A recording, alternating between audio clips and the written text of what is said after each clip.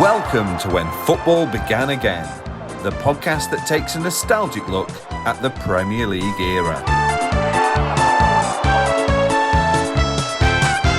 Hello and welcome to episode 15 of When Football Began Again, the podcast that takes a nostalgic look at the Premier League era. Joining me today is Josh Pugh, comedian, literal international footballer, we'll cover that very shortly, and Edinburgh Award nominee, sharing his deserted island matches. We also cover his love of David Beckham. We cover being a neutral fan and maybe where he feels he's missed out by not having dedication to one particular team, and also dealing with over-exuberant parents at grassroots level. All of that and much more coming up very shortly.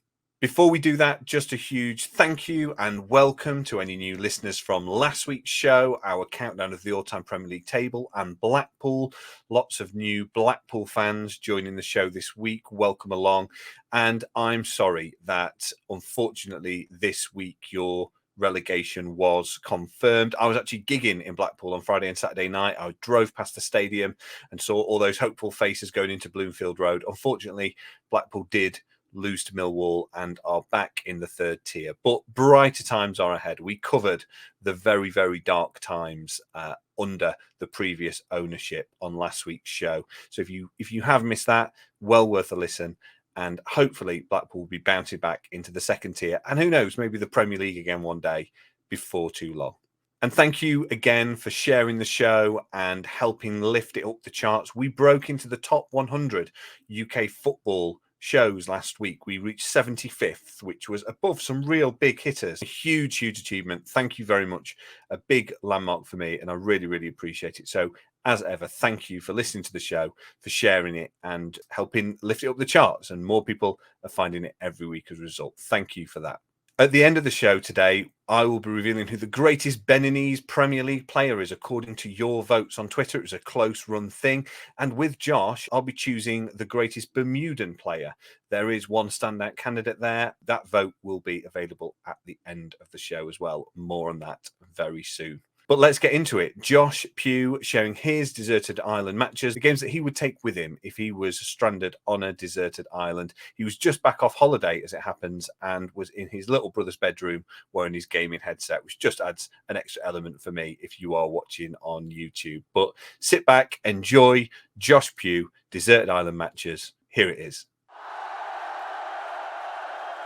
Joining me today to discuss the deserted island matches they would take with them is Edinburgh Award nominee, as well as literal international footballer, Josh Pugh. Josh, welcome to the show.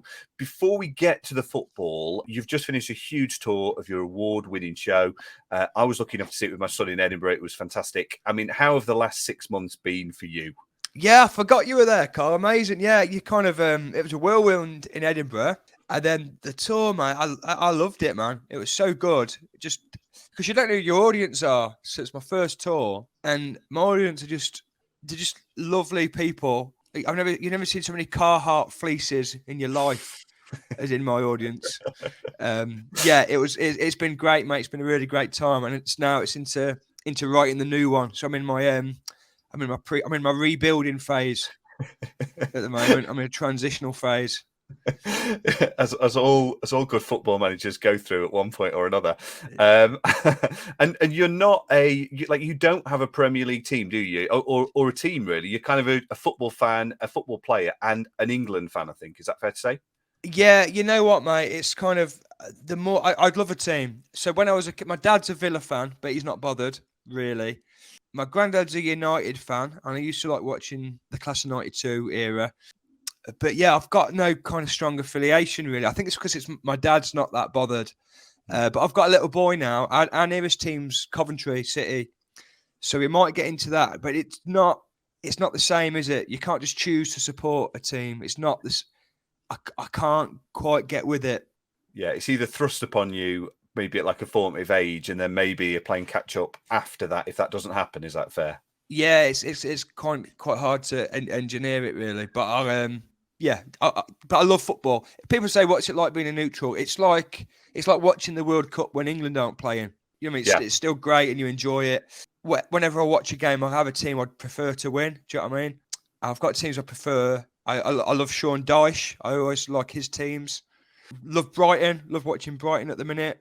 Hmm. So it's kind of quite nice that you can. It's like music. Just because the enemy are the nearest band to me doesn't mean they've got to be my favourite band. Do you know what I mean?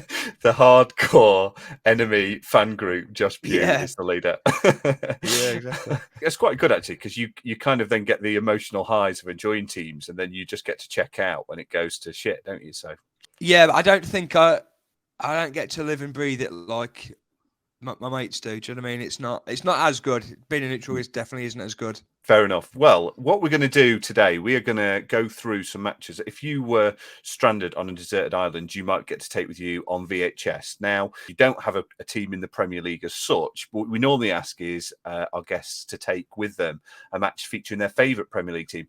Is there a team that maybe, if pushed, might be your favourite team? And which match would you take with you for your Premier League first choice? So in terms of I love Bolton under Sam Allardyce. They were so effective, and they actually had really good players. People think, Allardyce, it's all stats and it's all this, but they had some real quality in that. Like they had Gary Speed, brilliant. I think they signed Gary Speed when he was like mid-30s, and Allardyce literally said to the recruitment staff, "We want somebody who runs the most in midfield in the Premier League," and it was Gary Speed, and so they went and got Gary Speed. Kocha, I loved Kocha when he came in, and I love Kevin Davis. He's one of my favourite players, Kevin Davis. Jaskalainen. They were so effective, but you can't just pump it up the pitch and hope for the best. You need real quality, and that's what they had. I loved Bolton. I loved the Reebok. I never seen a stadium like the Reebok before. Remember when that was built with kind of the arching stands?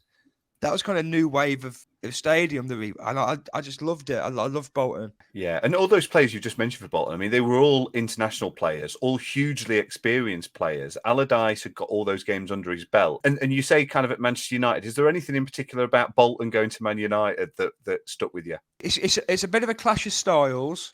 It's like an FA Cup game in the league. Do you know what I mean? And what I loved about Bolton, that they just make you feel uncomfortable, that they don't give you anything for free, which I love in a sports person. So I love Chisora in the boxing. Yeah, they're never going to roll over for anyone, Bolton, and to do that for 38 games is so hard. Same with I love Burnley as well. That when they're in the Premier League, they don't use loads of players. They keep everyone fit, which they're doing something to work that hard as a team and not get injuries. They're really maxing out on everything. All their recovery must be great. The sports science must be spot on. The commitment of the players, their attitude. To do that for 38 games is so hard. They must be working at in terms of what they're capable of. They're having like 8, 9, 10s out of 10 every week. All the players. That is so hard to do. Yeah, and that's something, I mean, coming on to our next point, something you speak from experience of. You are, as I mentioned at the start of the show, an international footballer. You are a key member of England's partially sighted futsal team. Tell me about your playing history. Yeah, amazing. So we play futsal, which is, I'm not sure how well you know futsal, Carl, but it's kind of the official small-sided game. It's kind of indoor on a court. It's much bigger in other countries. I was a good player as a kid and stuff, and then as I kind of got into my late teens and early 20s, my eyesight kind of, it wasn't as good. It kind of deteriorated. So 11-a-side became really difficult. I remember playing and the goalkeeper kicking it in the air and being like, I just completely lost track of it, and it got worse from there. And then I started playing futsal, and because it's on an indoor court and it's all the distances are shorter, it was much easier for me to play. Although physically I'm not that suited to it. It kind of suits kind of shorter, trickier players. So I'm kind of working against my natural attributes, really. I remember when I first started playing, I was just fouling everybody. Everybody was so quick and nimble and stuff. So yeah, I've got 58 appearances for England, and amazing. If I play in all the fixtures this year, I'll be on 65. Wow. Age 34, so 100 is in sight if I want it, I think. That's absolutely incredible. We're going to go to your second game for your deserted island, a non-Premier League game you'd want to take with you. So this can be a league game, a cup game, even a game you've played in yourself. What would be the game that you would take to a deserted island that's a non-Premier League game? Yeah, so this is a game I've played in, actually. It's a World Cup semi-final in 2017 in Sardinia. And it's England partially sighted team versus Russia. And Russia, we'd never beaten Russia before. I've never seen a team behave like them ever around the place, like in the athletes' village, as it were. They don't eat together. They don't speak together. They don't speak to each other. They don't socialise. Some of the lads come down, get dinner and take it up to the room. Some will sit on tables. It's so bizarre. I'm not sure if it's a culture thing or it's just that specific group of players. And they're just so aloof. And yeah, there's always questions about how legitimate they are as visually impaired athletes. There's always a lot of... So at the start of a tournament, you basically get taken to a hospital, and they fly in classifiers, so people who will test your vision to make sure that your vision's at a level where you're eligible to play in the sport. And I remember our whole team got classified in the space, and so the time it took for our whole team to get classified, one of their players still hadn't been classified in that time. Wow. And they'll bring in different people in to say, look at this guy. Is he legit? Is he not legit? And he was so unfazed. It was unbelievable. He was just like stony faced. They kept pushing him, and he was just not. He was like, no, I can't see. They kept putting him on different machines, and they're a good team, and they'd really beaten us the last time we played them, and they went 2-0 up in the game.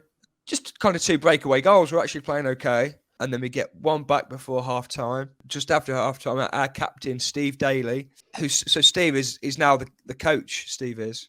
And he played for Glentoran and Northern Ireland schoolboys before he lost his sight. He was like 38 at the time, and we'd convinced him to do one more. I always try and convince him. He's 47 now. I keep saying one more now, but he's like, no, I can't walk. And he scored in like a worldy goal, like dribbled past 3 players and like slapped it, like brilliant goal. Then it went to 3-2 England, 4-2 England. Then it went 4-3 England. We're just absolutely holding on by the skin of our teeth. I think they hit the post, hit the bar in like the last 30. Because in futsal, it's like basketball. If you've got possession with 15 seconds to go, you're in the game still. And our keeper's made an unbelievable save. It was just chaos. It was so stressful to play in.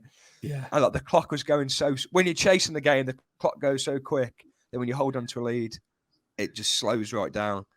But to get over the line it was amazing. And they were a bit gutted at the end, which they never show any emotion. And they were a bit gutted. And the other countries were watching, Spain were watching. People wanted us to beat Russia. Do you know what I mean? It was quite nice. We shared a coach back with Ireland, actually. Ireland but they'd gone out, but they came to watch. We shared a coach back to the hotel with Ireland, and we got on the coach. All the Irish lads were clapping us. And they hate England as well, so it was good. We'd done well. It was a great game. Yeah, really good. That's incredible. And for you to get that England call up, and obviously it coming out of something that obviously must have been really difficult in terms of losing some of your sight. I mean, what's it like to sit in an England dressing room with an England shirt on to see that number lined up? How does that feel? Yeah, it's great. It kind of, I suppose, because we haven't got. So say if you play for England's senior team, you play week in, week out for Tottenham. So you're exposed to that a bit more.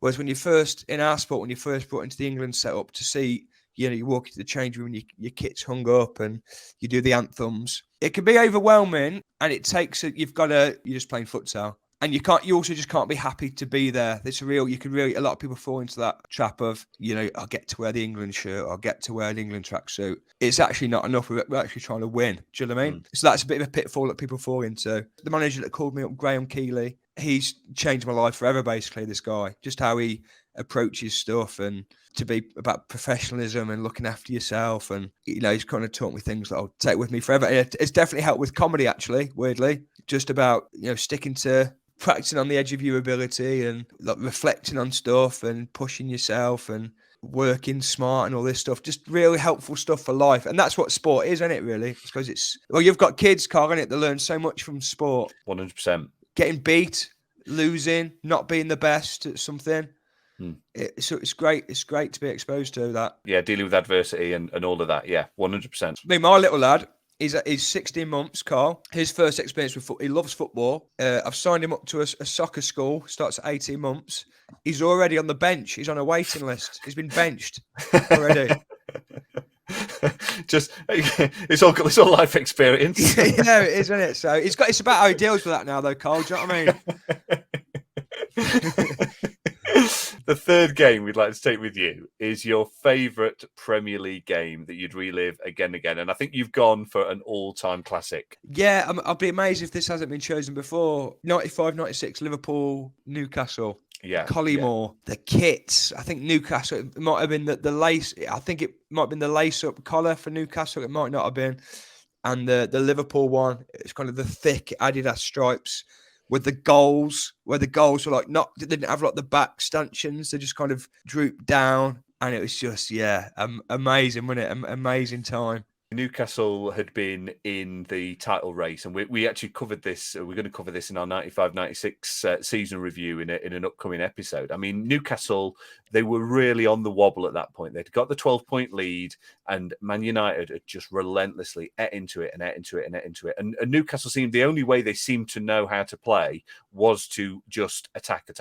And for me, I think the iconic image of that is Keegan slumped over the advertising hoardings while Collymore running away, and the camera, like the whole stadium seems to be shaking because the camera's shaking. Yeah, it was, and it was kind of it was exactly like they didn't know game management. It just wasn't in their mindset at all, was it? Yeah. And Collymore, he was a brilliant player. Collymore, on his day, he was really untouchable, and he just had one of them days, didn't he? And he just it's so annoying when a player like that does that to your team. Remember, Ibrahimovic versus England, when he scored 4, he just decided to, you see him in these games where he's disinterested. Then when he plays your team, he just decided to turn it on. And it's like, oh, for God's sake. Eden Hazard always did that against Spurs. Even when Eden Hazard's form was kind of going off the boil a bit, he still always turned up against Spurs. That's the big mystery, I think, in management and in football. Why don't you just do that every week? Play, Do you know what I mean? It must be so frustrating for a manager when that happens. Speaking of another player in that game who scored, who is perhaps a talisman, do you remember Faustino Aspria's goal in that game, where actually he kind of gets put through, and for some reason David James is on rushing, like he's pretty much, I think he's outside of his box as Aspria kind of almost flicks it past him into an empty net. Can you imagine what it would have been like to line up alongside Faustino Aspria? Well, they love him, don't they? All the Georges love him. Tino, he was like the first proper maverick I remember as a kid. Like, where's this guy come from? He was just so raw and effective and exciting, and like literally, like, we'd never heard of the guy. No. It's not like he'd come off the back of a World Cup or anything. He's like, he just arrived. He was electric when he Aspria. Do you remember when he arrived? He arrived in an absolute blizzard. So he kind of, I think, was greeted at the airport. There's like a press pack around him. Fans have turned up. I think he'd come from Serie A, hadn't he? So maybe he'd had a little bit of exposure on like Football Italia, but really not a lot, as you say. Yeah. And he must have wondered where the hell he'd rocked up at when he got there, and it was just white over with snow. Oh, yeah. But you know what? He kind of, these players that they don't do it forever and ever, do they? But when they burn, they burn bright, don't they? They really do. Yeah. I loved Aspria. Robbie Fowler. What a player he was as well. His finishing was incredible. One-on-one finishing, he would just, you'd bank on him, wouldn't you, to put it away. And as a really young player, like in his early 20s when he broke through, and he was scoring a lot of goals, like when he was 22 years old, like again, he never really got a massive look in with England, did he? I know he was kind of in that era of amazing strikers, but he never got a great look in with England.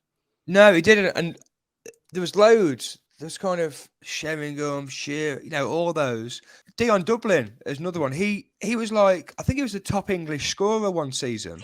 Yeah, he was. And he wasn't, I think he had a couple of caps for England, but we're kind of, imagine that now in the Premier League. We're so far away from that now, aren't we? Just kind of Kane, Wilson. After that, who really is after that, I suppose? Yeah, Ivan Toney scores. Yeah. We had an embarrassment of Richards back in the mid-late 90s. The Premier League has been a pretty divisive era in terms of what it's done for football. While this podcast does celebrate the best bits, it can't be denied not all of the impacts have been positive. What do you think of the Premier League and its impact on football? It's incredible. Yeah, it's amazing. And this era we're talking about, it's so hard to know, isn't it? What was great and how much of it is just us wanting to be 20 years younger. Do you know what I mean? Like you listen to some of the bands you listen to, like in the early noughties, like this is proper music. Then you put it on, and you're like, oh, I think I just really enjoyed being 17, actually. Yeah. But you see it in so many sports. Where there's money to be made, things change. What I don't love at the moment is the sheer amount of games. and the lack of 3 o'clock kickoffs. That I struggle with that. I really do struggle with that. I kind of find it like a bit saturated. I've just not got enough. People say I've not got enough fucks to give. That's how I feel about all these competitions. I just can't. It's just too much. It's overexposure to me. Yeah, I wish more English players were playing in it, but that isn't anyone's fault. That's just it's always going to be the way, isn't it? We've got, in one way, it's the best league in the world. It's most watched. We've got a lot of the best players, and actually, this season's been great. Actually, like there's still so much to play for this season. This is about has been as good as it's been. You know, the quality, how open it is at both ends. The other, I don't love that you can just sign loads of players all the time, like in the windows. I kind of don't love like the turnover of players, and I suppose that's born out of the amount of games and competitions. But I loved it when squads were smaller and you really felt like you knew all the players and all that. But yeah, the Premier League's it's great. It's incredible, man. I mean, I was talking to Rob Fletcher, so he's written a book about 1992, and he was kind of saying the one thing they maybe missed off the blueprint was that thing of all clubs having to have an academy, maybe having to have a certain number of homegrown players within their teams. I know they've tried to do that a bit with the squads, but maybe that touched upon what you're saying, that actually then we could have maybe had the best of both worlds of having this fantastic product and the best product in the world, whereas also having, you know, that constant stream of English players or British players being developed through. I remember getting on a high horse once about years ago. I remember you'd get like the foreign players coming in, and it'd be like a Zola or a Bergkamp, and it'd be like, wow, this is really enriching the league. And then a bit of a scapegoat. Remember Emmanuel Pogatetz? Yeah, yes. I was like, surely there's a lad in England that could do it what he's doing at right back. Do you know what I mean? It's one thing bringing in a world beater that's really going to light up the league, where it's just, I don't know. But yeah, I think so. Emmanuel Pogatetz, the Austrian Cafu. That's yeah. The fourth match to choose is a European night you'd relive again and again. Which European game would you go for? So speaking about English players, actually, and there's so many great people. I'm sure people have said, you know, the Liverpool Milan Cup final, United Juventus semi. It's been loads, hasn't there? But a big one I'll always remember will be Rooney's debut against Fenerbahce for United. Yeah. And because we knew Rooney was good at Everton, we'd seen him doing things, and he'd gone. Did he go for like 30 million or something, which was huge? I remember seeing him in the tunnel, and he'd cut the top of his collar. It was kind of a round neck collar, and he'd cut the top of it. He was just unbelievable. I think he scored a hat trick. He scored a chip, a free kick, and another. This guy's legitimately one of the best players in the world, and he's like 19, and he's from Liverpool. Yeah, it was so exciting, wasn't it? This move came just after Euro 2004, where he'd lit that up, and then he got injured, didn't he, against Portugal? And I think he'd been out, so I don't think he played for Everton a great deal more. But I really remember this game quite clearly as well. And I went back and watched the highlights on YouTube, and it's a teenage Rooney. Like he's still kind of as strong and as bullish as he's always been, but he looks so nimble. He looks so quick, and he's still all action. He was like I know it's the cliche of he was the kid on a playground playing football, but in the Champions League, wasn't he? It was literally that, and that's how it felt. It was like, this is so exciting. I think I was a few years younger than him, and it's something about that could be a kid. That could be a kid in your sixth form, because you're close to him in age. Like now, if an 18-year-old did that now, it doesn't really feel the same. When you're around that age, I remember Amir Khan when he went to the Olympics and he was 17, or Theo Walcott when he got called up and went to the World Cup. When you're around that age, it feels even more impressive. Yeah, it's like, this is incredible that somebody. It's amazing, isn't it? It's amazing, unbelievable player. And there aren't many players. There aren't many examples. Like Jude Bellingham's probably the most recent example of a player who's broken through at that level as a teenager, isn't it? Yeah, but even that, he's a quality player, but he's a midfielder. When it's a striker who's scoring goals and like world-class defenders absolutely scrambling and unable to deal with him. It just feels unbelievable. And you talked about sort of like you're in your rebuilding stage. I think Fergie might have been at that game because obviously Chelsea and Arsenal have had a couple of years of dominance around that time, and Rooney's probably the first piece of the next Fergie rebuild. I look back at the team that started against Fenerbahce, right? So, I mean, Rooney's gone on record as saying he couldn't believe how low the standards were at Goodison Park. These players he'd idolised as a kid, he kind of got into training with them as 16-year-old and was like, oh, they're all shit. And then so he goes to Man United. He's making his debut in the Champions League in front of a midfield of David Bellion, Kleberson, Eric Jemba, and Ryan Giggs, who at that time must have been wondering where it had all gone wrong. I mean, again, you know, Rooney, even at this, he's 18. He's barely got maybe 50 appearances under his belt, if that's a professional player, and he's already just the best player in the world. It just seemed obvious that he was going to go on and become a world beater, didn't it? Yeah, and it was so exciting. I remember just being so excited. I imagine it's like the generation before was the first time they'd seen George Best or Gaza, or it would have been so. It's like they're playing a different game. They're incredible, and it feels when it's like when it's not a conventionally good-looking lad, built a bit differently from the north of England, it feels even more magic, doesn't it? And it's a great leveler. You have no money, you can be ugly, if you can be born with a gift and just love playing football since a kid, and you're in.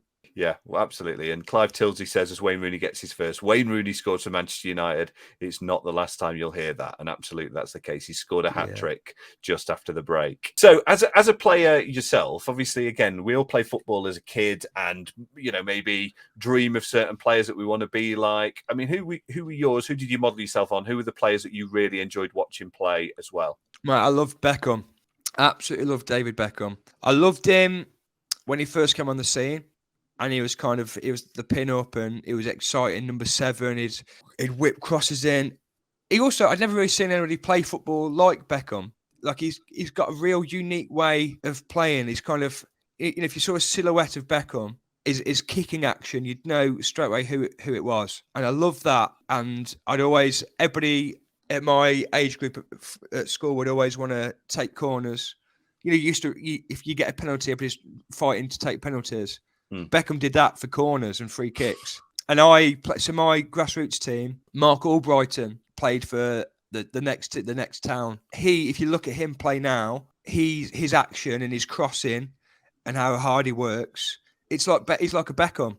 And he kind of inspired all of us at our age. There's people love Shearer, and then it was Owen just after that. But I loved Beckham, and I always wanted to. I'd always count my assists, which weren't really a thing then. No. But I loved setting goals up is what I loved. Like clipping the ball. Just by watching him, we kind of taught so many people how to do that. And like bringing the same as Johnny Wilkinson with his kicking. Bend it like Beckham. It's literally a thing, isn't it? Yeah, exactly. Yeah, when the way you kick a football makes it into popular culture, I think you've definitely made it. Totally. And you know what? He kind of real roller coaster as well. The way he came back after 98. What a tough guy. What a determined person. What was it? 10 brave lions and 1 silly little boy. Yeah. The way the media went for him after that game was just unbelievable. And again, another iconic image. Even now I can still see that image of him kind of almost looking back as he's gone off, as he's walked off the pitch. And they were effigies outside people's houses of him and stuff, wasn't they? Like it was the reaction he came back to in the Premier League was very, very hostile. Yeah, and it was it well, and then 99 treble, won the treble. Yeah. What a response. And then if you think a couple of years later when Rooney got sent off, it was all Ronaldo. Ronaldo's wink. Ronaldo got Rooney sent off. That was the narrative. And I loved that he just practiced and practiced and practiced. The FA did a video once of Beckham's free kick, and it's about practicing. They showed all Beckham's free kicks against Greece, the game, and you could see him he's whipping it just over or just wide, or the keeper saving one. And then it was obviously the last minute, and then he puts it in and he runs off. And I've got that as a canvas actually. It's got a Beckham with his arms out. A Heskey's behind him. Someone makes you say, "Why have you got a Heskey canvas?" It's a Beckham canvas. Yeah, it's amazing. Well, that brings us nicely to the fifth and final match to take with you to your deserted island. An international game, and I think we've probably just teased which international game you'd be going for. Yeah, so it was England versus Greece. Just typical England. England, you know what? I always think this with England. We always talk about how many world-class players we've got. Probably it's actually really disrespectful to other nations and their leagues. It was different then, but now going into so we came quarters at the last World Cup. That's roughly where we're at, in my opinion. We're a top 8 nation. It doesn't mean you can't win something or get to a final, but we're a top 8 nation. Whereas then we had really good players. Just classic England making it hard for themselves. Who was it? Was Nigel Martin in goal? Do we have Nigel Martin in goal? Yeah, there's a smattering of kind of like the superstars and maybe slightly more, with the great respect to Nigel Martin and others. Yeah, slightly more average England players. Yeah, and the whole game, Beckham was brilliant the whole game.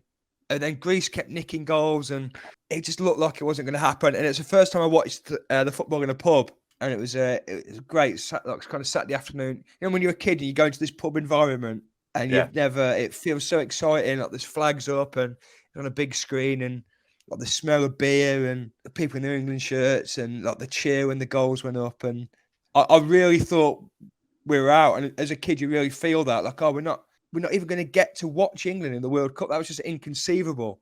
Up steps, DB.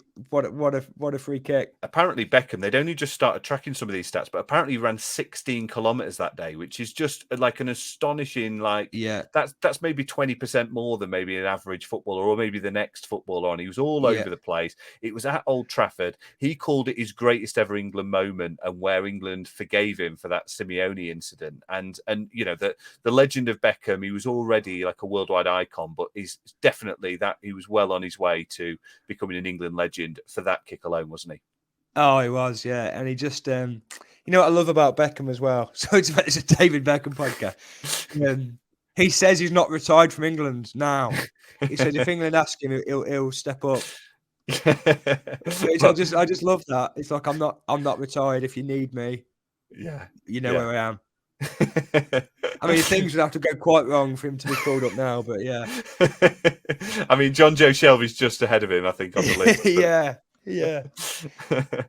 You were responsible for a very funny Twitter account and subsequent book I think you published during the pandemic called Grassroots Coach. Now, my son plays junior football. Your book, your Twitter account was excruciatingly accurate. I mean, how did you, without having a child kind of in, or is it like a younger sibling? How did you get that so on point?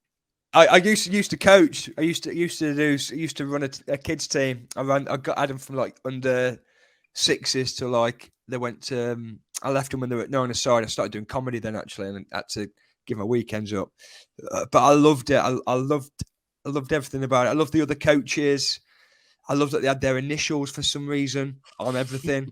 Why did we need initials on stuff?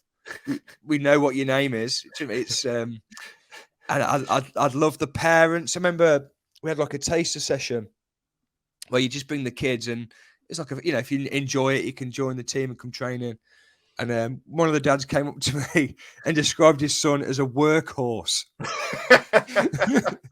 I thought, I want a bit of this. I love this world. But you know what? It's actually a lovely side to it. You know, when you see like the parents, they're so proud when their kid runs through. It just opens up, the grass opens up for them, and the kids run through with the ball. What a feeling! That's incredible, and I don't begrudge. It's all done with love, you know. People, it's just amazing. It's just a great thing, and it's wicked. But there's some absolute nutters involved. Yeah, I mean, it is an incredible world for anyone who either is just getting into grassroots football. There's a brilliant book Jim White wrote, You'll Win Nothing with Kids, and he actually talks in that book about how he was basically a reporter for Man United, and he was literally going to a press conference with Fergie about a huge game, but all he could think about was the match that he was managing, the junior football match, and literally asks Fergie for advice on what he would do with a certain type of player. It's brilliant, but it's all consuming, I think, isn't it, for the people who do give up their time, you know. Yeah. So yeah. So one of the tweets is born out of real thing. So there was one of the coaches, a friend of the team, he kept phoning the parents at his break at work, on his break at work to like kind of give him information and stuff. But he worked nights.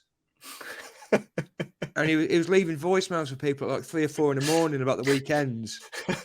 It's unbelievable. And it is all consuming. I remember when I did one of the courses you have to do. People were wearing their, I think it was like a first aid course or something.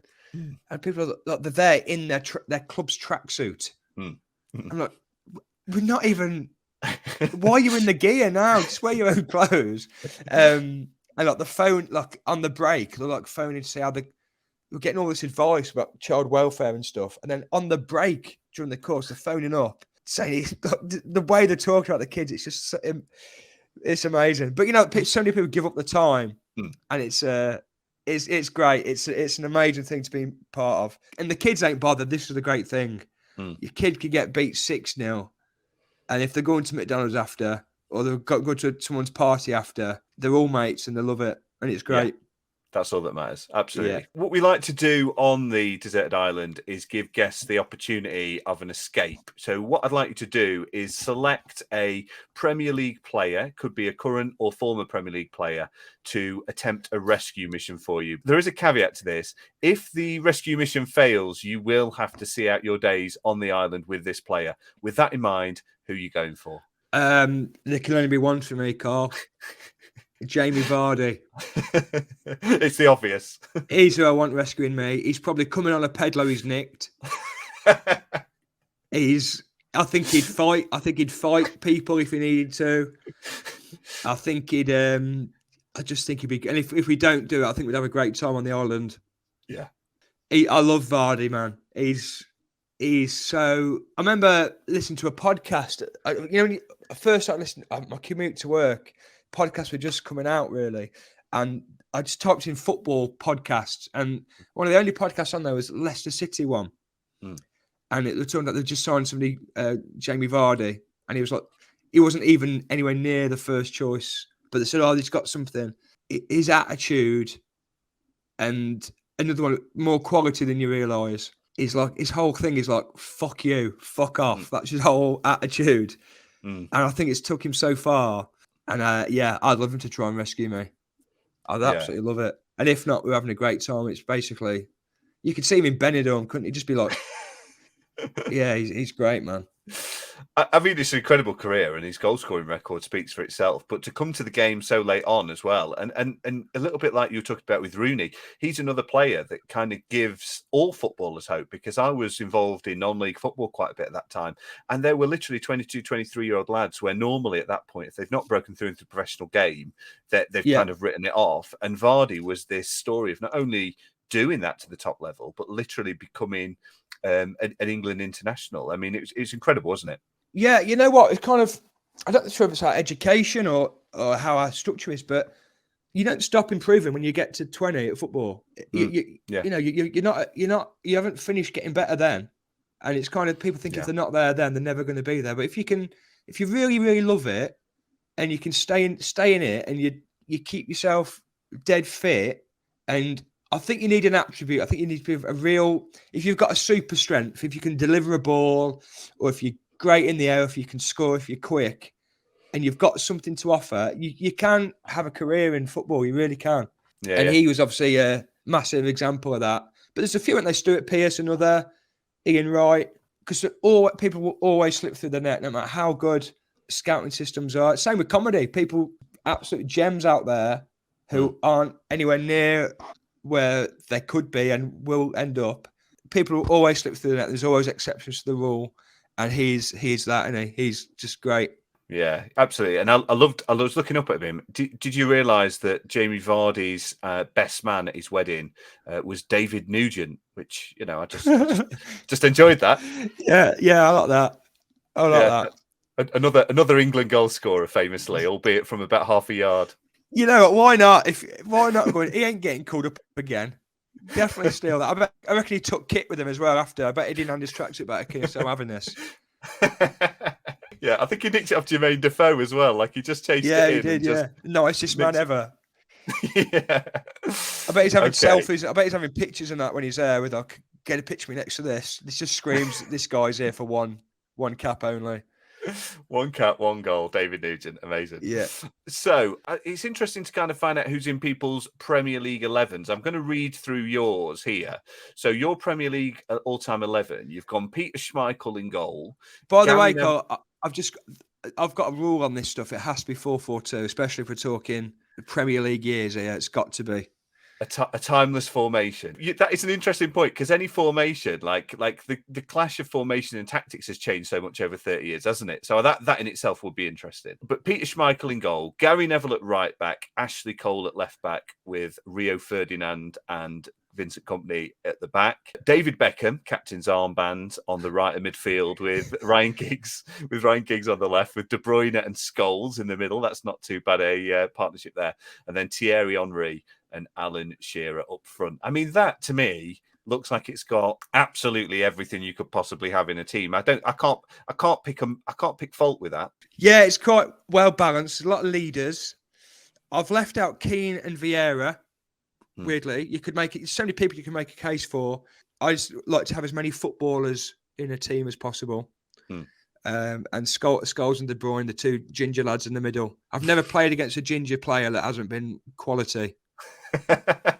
There's something about them, aren't they? They're just tougher, they're better. And yeah, Giggs was unreal. Henry, loved Henry, and Shearer, just what a player, Shearer, man. And is there a Premier League game that you would have struck from the records forevermore? You can take it to the deserted island with you. It can be for personal reasons, a match that may have changed the course of history, or just something obscure. You have the power to place 90 minutes in room 101. What would you go for?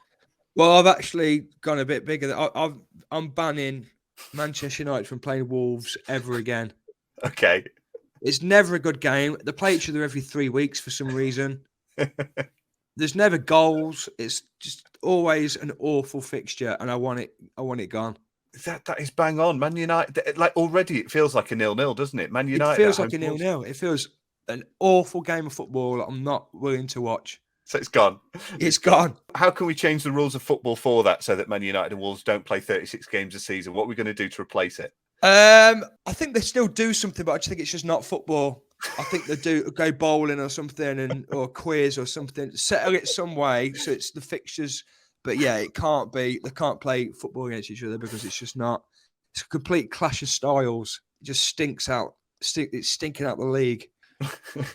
I would absolutely love to see Adama Traore play David De Gea at darts. That would be just okay. While we've got you, Josh, before we let you go, we like to put a player into the all-time Premier League Hall of Fame League of Nations, and we're working our way through all the countries that have been represented in the Premier League to date. And today it's the turn of Bermuda.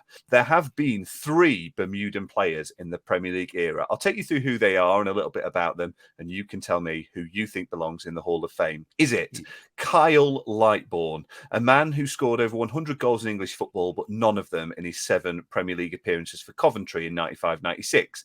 He swapped Bermuda for Scarborough in 1992 before his most prolific spell came at Walsall. A £500,000 move to Coventry would follow. He'd later drop down the leagues to turn out for Fulham, Stoke, Swindon, Cardiff and Hull.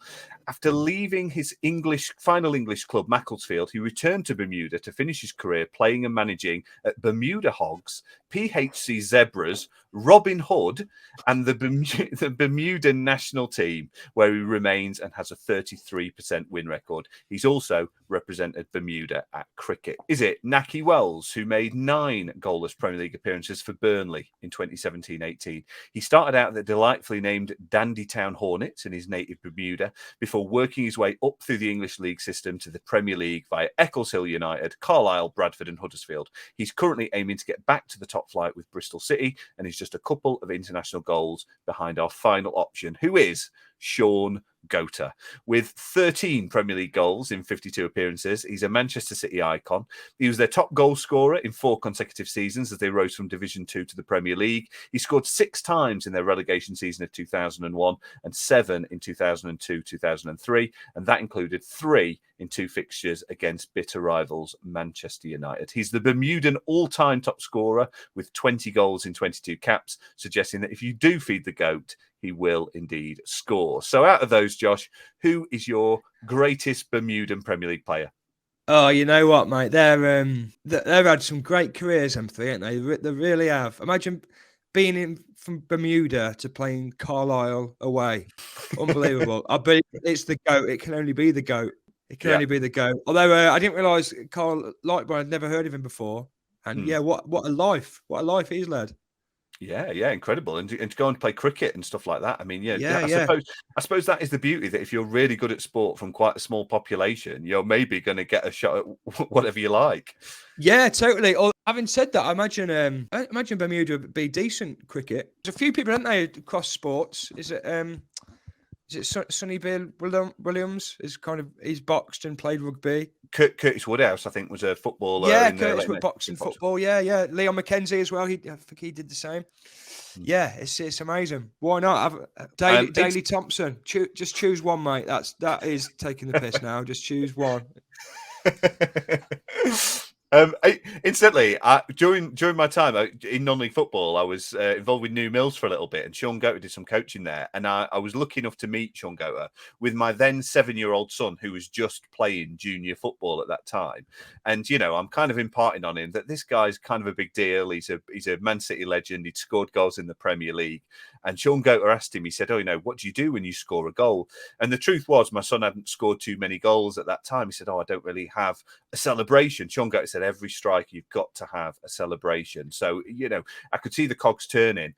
My son scored the following Saturday morning, and he kind of ran down the pitch and did this celebration. And he came off the pitch, and a mate of mine said, that I've not seen that celebration before. Where did you get that from? And his exact words, he didn't know what he was saying. His exact words were, Sean Goater told me to do it. Right. And that was the most incredible out of context reason for a 7-year-old scoring, because he'd met Sean Goater 3 days before. Amazing. Oh, that's amazing. Just the loveliest man as well. Like, if you've seen him. Great. And finally, Josh, our final question for you. We're going to give you a football to take to the island with you, which, we know you already know you're going to be pretty handy with. We're going to ask you to recreate an iconic Premier League goal, and you've got the rest of time to do it. What will be the goal that you will recreate with your ball to perfection?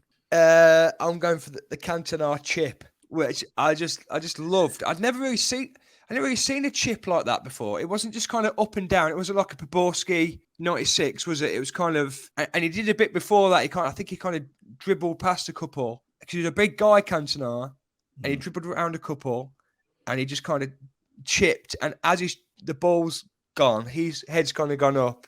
Then he does the look, and it's pure Cantona. I loved it. The collar's up. He's just taking the admiration of Old Trafford in, isn't he? Yeah, there's something about a chip as well, because it's kind of quite undignified for the goalkeeper, which I like. It's not just screened past him, has it? He's kind of scrambling, and he ends up in his own net, which I think is quite funny. He told a Man United podcast, Cantona told a Man United podcast a few years on from this. The opposing goalkeeper was against Sunderland. The opposing goalkeeper was Lionel Perez, who was obviously a French goalkeeper. And Cantona went to shake his hand in the tunnel, and Perez refused to shake his hand, presumably out of some kind of competitive nature. So Cantona, in describing his own psychology, kind of goes, I think I just wanted to kind of embarrass him a little bit. And that's the reason why, A, I chipped him, and B, I just stood there. It just made it worse for him, which, again, you mentioned Ibrahimovic before. It's that psychology, isn't it, of just the top level athlete who's just punishing his opponent. Yeah, and also they know they're a bit of a dick. It's like a self-awareness. This is a Cantona thing to do. This is what Eric Cantona would do in this situation. He's aware of himself, and he's the showman, aren't they? James Ward-Prowse is capable of that, but you'd never see him doing that, would you? He kind of just jogged back to the halfway line, which is still a great goal, but there's something about being a prick, and it's in sport you're allowed to sometimes. Balotelli the same. Boy, always me. As wonderful a footballer as James Ward-Prowse is, he probably wouldn't get away with a collar up. That's fair to say. No, he wouldn't. He looks like, I always think James Ward-Prowse looks like a junior doctor. Don't it? It's got that kind of. You'd trust him, wouldn't you? He looks like he's at a decent uni. Yeah. If your daughter brought home James Ward-Prowse versus Eric Cantona, you're gonna have different conversations. I know what you're saying. Totally. Well, Josh, that brings to an end the show. It's been an absolute delight. You are absolutely smashing it at the minute, and I genuinely mean this when I say that.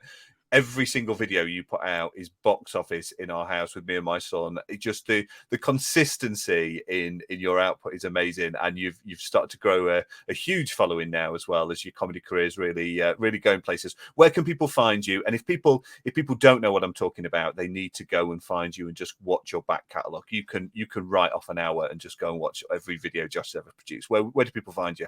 Oh, thank you, mate. So I've just at Josh Pugh Comic on social media, really, and I've kind of put everything on there. And I've got I recorded that the show that got nominated has been recorded, and I'm going to put that out on YouTube. But yeah, if you go onto at Josh Pugh Comic, everything's on there. And thanks for having me. It's an absolutely wonderful show, that as well. Absolute pleasure, mate. Thank you very much, and good luck on the way to 100 caps. Cheers, Carl.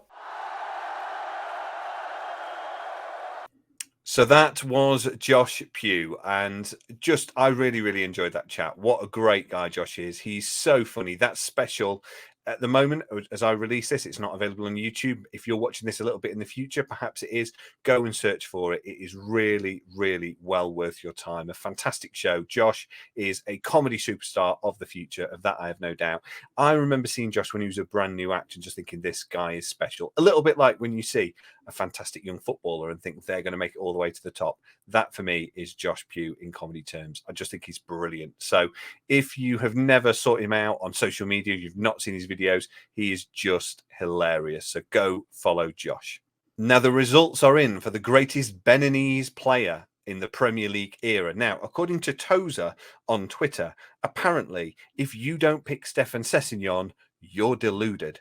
Well, it turns out 70% of you were deluded, because sensational came second with 30% of the votes. Third was Rudy Gestede with 7%. But with 63% of the votes, it was Steve Mounier, former Huddersfield Town striker Steve Mounier. And Huddersfield Town are coming up on next week's show, as it happens. So we'll be talking more about him. But Steve Mounier is the greatest Beninese Premier League player of all time.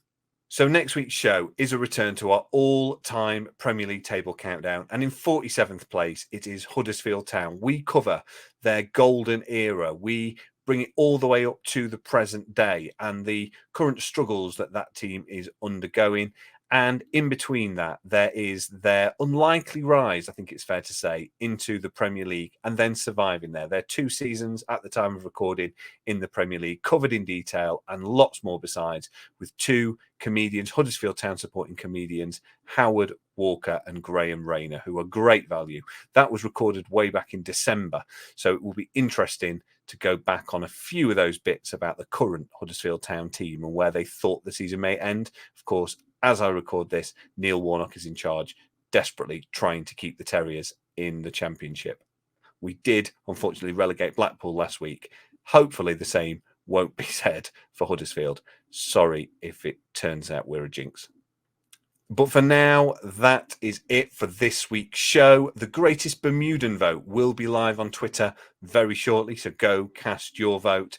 And I will see you back here next week for Huddersfield Town, 47th in the all-time Premier League table, with Graham Rayner and Howard Walker. Until then, please keep sharing the show. Please send this show to someone else who would love it, especially if they love Josh Pugh. I will see you back here again next week for 47th place and Huddersfield Town. Thanks for listening to When Football Began Again.